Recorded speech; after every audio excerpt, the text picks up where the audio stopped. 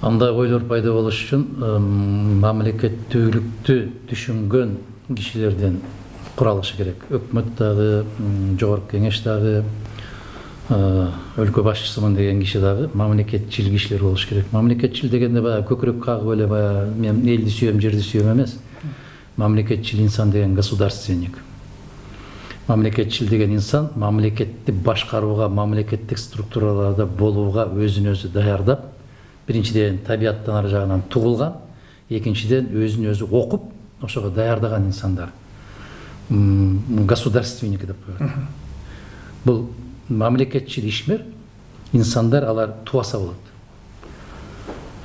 Мына ошондой инсандардын дээрлик бүгүнкү күндө жоктугу. Мамлекетчил инсандар болсо, алар сөз таап чыгып кетет. Мына кезинде Жусуп Абдрахманов сыяктуу, Абдыкадыр Орозбековдор не деген будуңчаңдардын арасында кыргыз мамлекеттүүлүгүн сактап калып, сууруп чыгып кетишти. Болбосо бир эле учурда Түркистанга башыйып, бир эле учурда Ташкентке, бир эле учурда Москвага башыйып калган мамлекетти өз алдынча кылып чыгарып кетти. Эмне үчүн? Алар туаса мамлекетчил инсандар. Акча баарын чечет деген маселени биздин улут ойлонуп коюш керек дагы. Улуттун уюткуларын издеш керек. Бүгүн маселени акыл менен гана чечет. Кыргызстанды сактап калуу жөнүндө да 2 жыл башта уюм түзүшүбүз керек деп айттым эле. Бүгүн дагы ушундай кырдаал.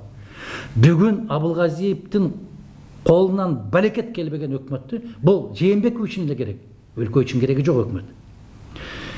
Тез, ыкчам түрдө кетирип, акылы бар, мүмкүнчүлүгү бар, тажрыйбасы бар, мыкты эр азамат жигиттерди, кыздарды алып келип туруп, өлкөнү коргоп сактап калуу керек болсо, өзгөчө укуктары менен эл ишенимине ээ болгон өкмөттү кураш керек.